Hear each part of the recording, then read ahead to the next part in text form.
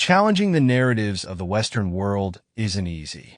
We're drenched in stories and perspectives designed to paint certain countries as the ultimate benchmarks of success and morality. Whether we live there, aspire to move there, or simply consume their culture, it's hard to separate truth from the careful curated image. But that doesn't mean we shouldn't try. Holding the powerful accountable is not just a moral imperative, it's a necessity. The uncomfortable truth is that many of the world's most celebrated nations have profited from exploitation and destruction, leaving a trail of suffering in their wake. To see this clearly, let's journey to the Democratic Republic of the Congo, a land teeming with untapped wealth and natural beauty, yet one that has been systematically robbed of its potential.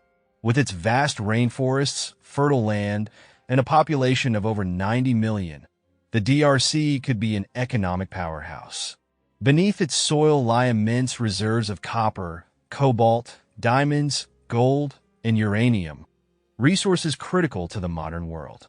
Yet, this abundance hasn't translated into prosperity. Instead, the DRC ranks among the poorest nations, and its tragic story is a testament to how power and greed can crush even the richest lands. The exploitation began in earnest in 1885 under King Leopold II of Belgium. Cloaked in the guise of philanthropy, Leopold claimed the Congo as his personal colony, exploiting its resources with unparalleled brutality. Rubber, ivory, and precious minerals were extracted to feed Europe's growing hunger for wealth, and the people of the Congo paid the price. Men, women, and children were forced to labor under inhumane conditions. Those who resisted were maimed, families were torn apart, and entire communities were decimated by violence and disease.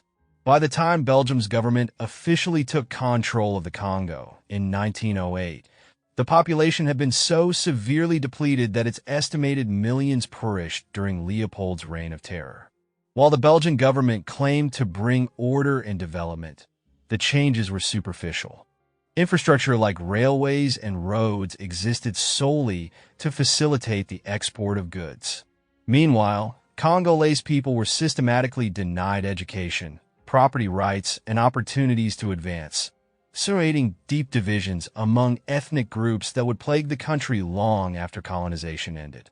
In 1960, the Congo gained independence, but freedom came with strings attached. Belgium and the United States maintained a tight grip on the country's resources through covert agreements, ensuring their interests were protected. When Patrice Lumumba, the Congo's first democratically elected prime minister, attempted to assert control over the nation's natural wealth, he sealed his fate. Lumumba envisioned a sovereign Congo, free to benefit from its own resources, but his vision clashed with the geopolitical stakes of the Cold War. The United States, heavily reliant on Congo's uranium for its nuclear program and cobalt for batteries, saw Lumumba's nationalist ideals as a threat. Within months of taking office, Lumumba was overthrown, arrested, and ultimately assassinated in 1961, a crime widely attributed to Belgian and American operatives. His death shattered the Congo's nascent democracy, leaving a power vacuum that foreign powers were all too eager to fill. Decades of political instability, civil unrest, and foreign interference followed, turning what should have been one of the wealthiest countries into a land defined by poverty and conflict. Today, the echoes of this exploitation are deafening.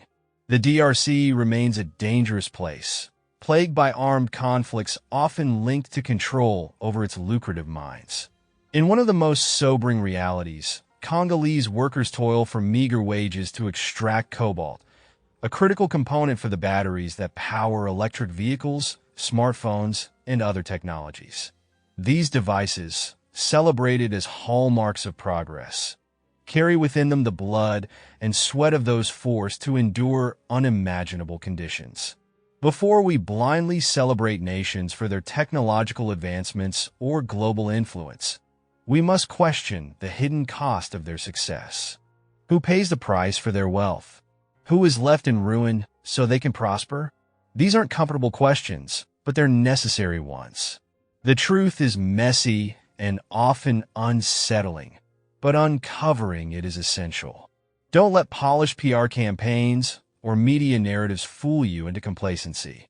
The real stories, the ones that expose exploitation and demand accountability, are out there waiting to be found. But to see them, you must be willing to confront what lies beneath the surface. Until we do, the cycle of exploitation will continue, hidden behind the shiny facade of progress. Let the search for truth guide you, and may it inspire you to demand better for everyone.